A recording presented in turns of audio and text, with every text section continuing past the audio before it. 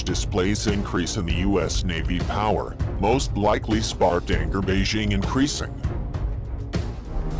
Mark Esper, the United States Defense Secretary, has committed to a huge expansion of naval forces during the coming decades.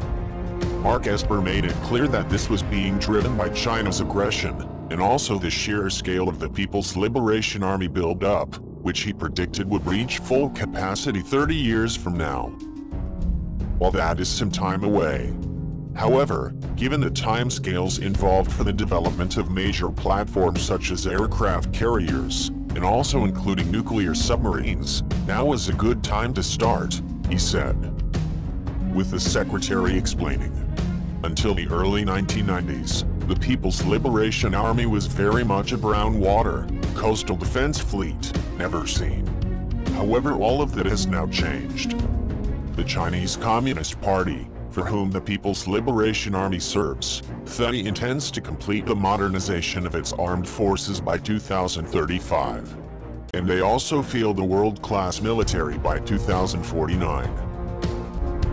Beijing. In addition to developing traditional weapon systems recently, Beijing is also investing in long-range, autonomous, and also including unmanned submarines, which it believes can be a cost-effective counter to American naval power.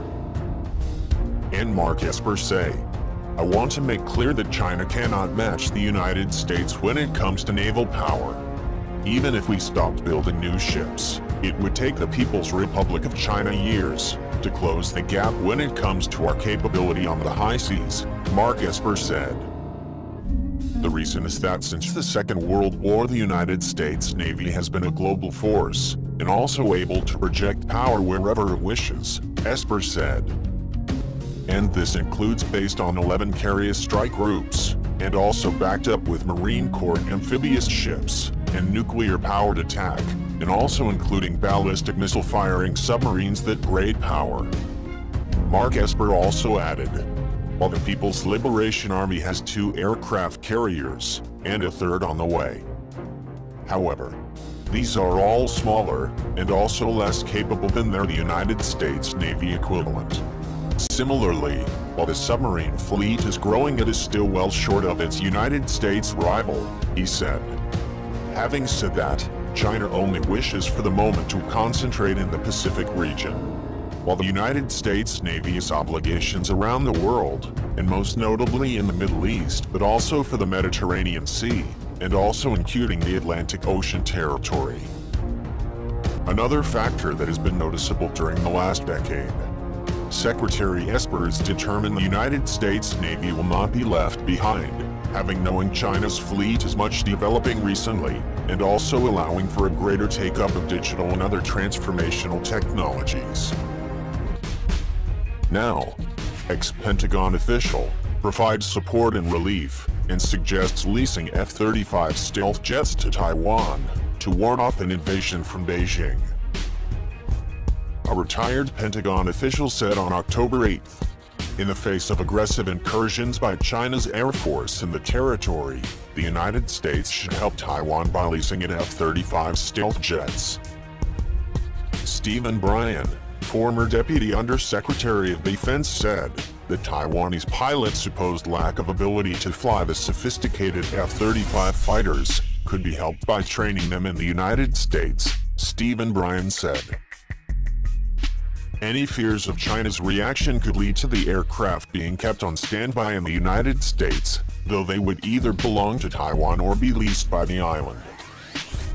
Stephen Bryan also said, by the end of 2020, looking at its current fleet of jets, 50 of its 140 F-16 jets would be upgraded, but it still would have to wait at least for the delivery of 66 new F-16V versions to the territory. The lease of stealthy U.S. F-35 fighters would also make more financial sense than the purchase of new jets or the upgrading of all old ones, he said. And now, in the event of a conflict in the areas, Taiwan's airports would be the first target for a Chinese attack. The United States F-35 favoring the world's first supersonic short takeoff, and also vertical landing stealth jet in the region. Bryan said, as it is the US F-35 perfect for Taiwan, and also has sufficient range for the island's protection in the region, given that some of them are already based in Japan. And vice versa. Advantages of not having the jets in Taiwan from the start are that Chinese spies will not have access to training and exercises in the territory, while a preemptive attack by China will not be possible. A few days before sending a high-level official to Taiwan, for the first time since Washington broke off diplomatic relations with the nation in 1979, is a positive step. And now what should Taiwan do?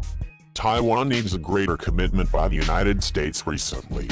And a key element of that commitment could be to reproduce and make the F-35 stealth fighter available to Taiwan.